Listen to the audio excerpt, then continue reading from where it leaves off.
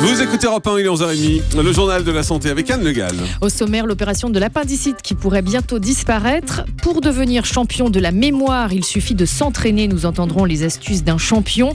Enfin, les jeunes Américains s'hydratent mal, ils ne boivent pas assez d'eau. Et on va reparler de la vaccination tout d'abord avec l'INSERM, l'Institut national l'Institut sur la recherche médicale qui publie un livre pour défendre la vaccination. Et dans un contexte de défiance vis-à-vis des vaccins, effectivement, l'INSERM publie un petit livre pour répondre aux interrogations du grand public. La question des adjuvants, celle du bénéfice-risque, des maladies auto-immunes y sont abordées. À un moment où les associations anti-vaccins prennent beaucoup la parole et occupent l'espace sur Internet, il est important que des outils comme ce livre existent, indique le professeur Jean-François Delfrécy, spécialiste des maladies infectieuses. L'opération de l'appendicite pourrait bientôt disparaître. Avec un peu plus de 80 000 appendicectomies réalisées chaque année en France, c'est l'une des interventions chirurgicales les plus courantes. Mais une étude finlandaise qui vient d'être publiée dans la revue JAMA vient de faire l'expérience de remplacer la chirurgie par un simple traitement antibiotique. Les résultats montrent que ce type de traitement pourrait remplacer l'opération dans 2/3 des cas. Il faudrait simplement utiliser l'imagerie pour repérer les risques de péritonite. Écoutez la réaction du professeur Corinne Vance de l'hôpital Jean Verdier à Bondy.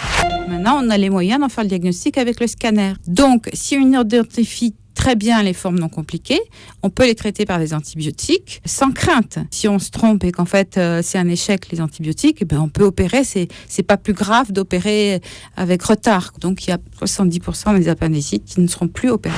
Le professeur Corinne Vance avec Mélanie Gomez. Près de la moitié des jeunes de 17 ans ont connu au moins un épisode de binge drinking. Ils sont précisément 48,8% à avoir connu cet épisode d'alcoolisation ponctuelle importante, c'est le terme, c'est-à-dire l'absorption d'au moins 5 verres d'alcool de façon rapprochée. Un chiffre qui inquiète les spécialistes car comme le souligne le supplément santé du Figaro ce matin, l'alcool présente des risques spécifiques pour le cerveau des adolescents, notamment en termes d'addiction. Les chercheurs ont constaté que chez les jeunes qui connaissent l'ivresse dès l'adolescence, le circuit nerveux de la récompense est durablement modifié et il leur faudra donc toujours boire beaucoup plus que les autres pour être satisfaits. En même temps, on a tous fait ça quand on était jeunes. Simplement aujourd'hui, ça porte un nom. Ils appellent ça le binge drinking, mais on a tous bu. Mais ça n'est pas anodin. C'est pas anodin, d'accord. Mais on sait. C'est pas parler pour vous, Jean-Marc. Moi, j'ai jamais fait ça. Vous, c'est depuis que vous êtes adulte. Tout le monde peut devenir champion de la mémoire à condition de s'entraîner. Un ouvrage vient de sortir et donne quelques clés. Ça s'appelle L'homme qui se souvient de tout aux éditions Premier Parallèle. C'est le témoignage d'un jeune Danois qui a participé au championnat du monde de la mémoire. Mélanie Gomez l'a lu pour nous. Elle nous confirme que devenir un champion de la mémoire ne nécessite pas un cerveau particulier.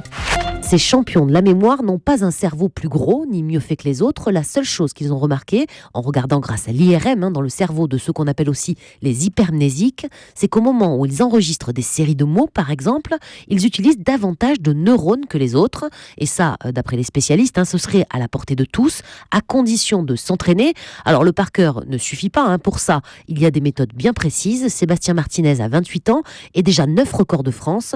Il nous livre l'un de ces exercices qui consiste à associer des personnes ou des objets à des chiffres. Chacun va avoir en fait des associations complètement différentes. Par exemple, si on a le 23, le 11 et 99 par exemple. Le 23 pour moi c'est Michael Jordan parce que c'est son numéro de basket. Le 11 c'est ma tante, en fait elle est infirmière donc c'est une seringue. Et le 99 c'est le pape. Donc j'imagine Michael Jordan qui est en train de faire une piqûre au pape. Et quand je revois cette image Michael Jordan qui fait une piqûre au pape, je sais que c'est 23, 11, 99. Donc il est possible de booster sa mémoire tout en imaginant des histoires un peu loufoques, mais pour progresser, il faut quand même le faire assez souvent. Pour vous donner une idée, Sébastien que l'on vient d'entendre s'entraîne 1 heure tous les matins. Résultat, aujourd'hui, il est capable de retenir une suite aléatoire de 260 chiffres en seulement 15 minutes. Michael Jordan a fait une piqûre au pape. Voilà, Breaking c'est un news. moyen mnémotechnique. Mélanie Gomez, spécialiste santé d'Europe 1.